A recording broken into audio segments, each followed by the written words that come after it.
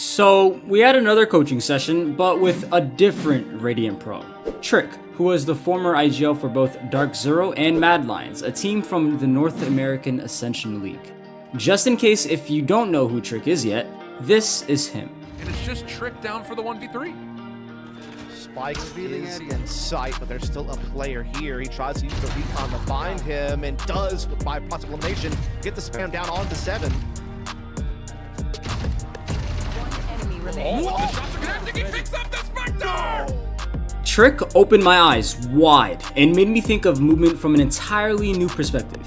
Here are the most important tips that Trick taught me that were huge game changers and will make the game much easier for you all as well. The first thing that Trick and I went over was being a hard target with movement. You see, so many players focus on how fast they can eliminate an enemy, so they tend to put all their focus into their aim. If you're getting one-tapped so quickly that you can't even react, is that really an aim issue or an issue that you're just an easy target to eliminate for the enemies? Think of it like this. If a pro player were to have taken fights the way you take your fights, don't you think they'd instantly get one-tapped as well? These are really hard situations to expect yourself to win, so understand that it is not an aim issue. The issue is you are a free ult orb. Let's look deeper into why so many of you just get instantly one-tapped. How do you move in the beginning of a fight? Seriously, think about this question. Before taking a gunfight, how do we approach the fight? Are we preparing to peek with our back up against the diagonal wall? Many of you probably do, and it's making you an easier target to eliminate for the enemy that you are fighting, since that wall will slow you down while peeking. In the beginning of a fight, are you staying close to cover while peeking the enemy, or are you just peeking into the open, expecting yourself to win a 50-50 fight? In the beginning of a fight, set yourself up for success. Get about 4 meters from the angle that you plan on peeking from and get used to using cover to your advantage. This will save your life and will allow you to remain alive longer during a fight. Now, let's talk about how to move towards the end of a fight. Towards the end of a fight, we want to make sure that we are able to deliver the final blow. This is when we want to commit to the gunfight. In order to close out the fight properly, we need to strafe until our crosshairs fully on the enemy's head. Again, the goal is to remain a hard target to hit. So, while making sure we can deliver the final blow, we want to remain a moving target. Once we are able to ensure that we can deliver the final blow, we just simply stop, then shoot. Now that you understand how to move in the beginning and the end of a fight, how do we identify the beginning versus the end of a fight? Well, this is simple. In fact, it's so simple that you can implement this into your ranked matches immediately.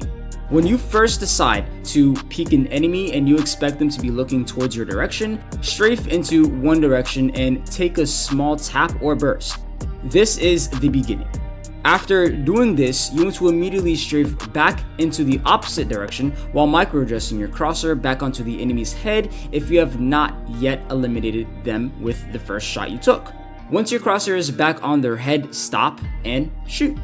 So, in real time, it will look a lot like this.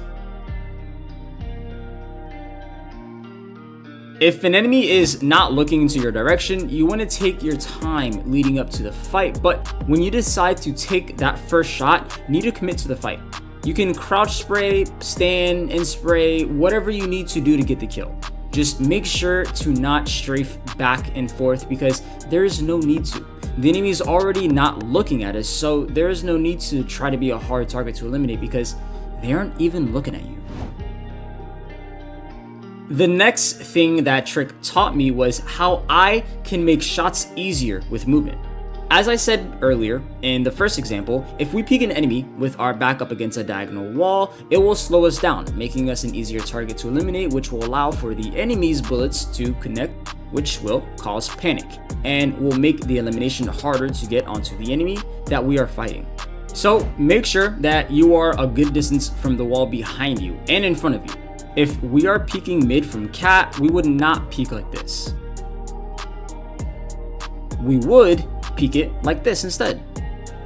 Also, think about how movement can buy you more time to aim. When we have more time to do anything in life, it becomes a lot easier to do that thing since pressure is low. So make sure that you are strafing in random patterns while fighting medium to long range fights. Your strafes can look like this, or even like this. Either way, we are buying ourselves time to properly align our crosshair, which will allow us to eliminate the enemy with a clean headshot. So from now on, make sure that your fights look like this when fighting in medium to long range. The last thing that Trick taught me was a fairly known tip that many players overlook. That is to only use A and D while taking fights. There will never be a time where you should be pressing W or S while fighting. So if you want to make sure that you master this aspect of fighting, do this little practice routine. Go into a customs games for 10 minutes a day. Focus on one map a day. In this small practice session, we want to focus on pushing an angle with W without exposing ourselves to danger and only peeking with A or D. So let's say that we are on the map Ascent and we want to push up into the A bomb site from A main. We need to walk up to this angle to get visual on the A main corridor. We do so by pressing W to move forward while using the wall in front of us as cover to safely get to our peeking spot. While making your way forward for extra safety measures, keep your crosshair on the edge of the angle. Once we are in position, we want to line up our crosshair for the most accurate pre-aim that we are able to perform. Make sure that you are ready and then peek the angle with your A key. You can either choose to commit to this peek or dead zone peek. If you are in the lower ranks, I recommend for you to commit to this peek. If you are in the higher ranks, I recommend for you to dead zone peek. Practice this method for all the angles you will encounter for both attack and defense for 10 minutes, and within a week, you will see major differences. Here is what the training should look like, but when doing it yourself, just remember that it will take you some time to look as good as I do. Now that you have what you need to become a movement Valorant king, you may need to get your aim right so you can hit those easy shots you will start getting in your matches. In order to master landing the easy shots, I would recommend watching our Irradiant Pro Fixed My Aim video next. We go over a lot of aim related tips, so I will see you there, and it's featuring another pro, so you definitely don't want to miss it.